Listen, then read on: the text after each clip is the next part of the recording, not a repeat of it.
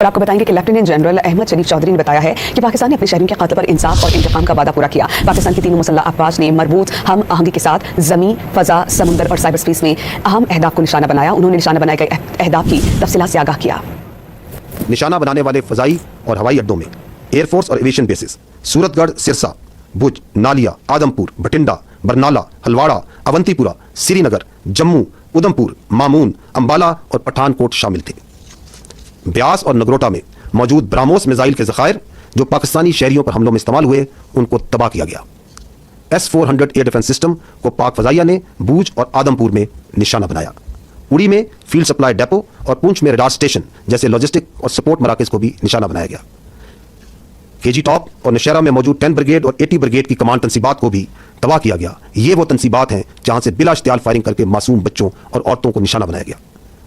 راجوڑی اور نشیرہ میں موجود ملٹری انٹیلیجنس کی یونٹیں اور ان کے فیلڈ عناصر جو پاکستان میں دہشت گردی میں ملوث پراکسیز کو سپورٹ دیتے تھے ان کو بھی ختم کیا گیا۔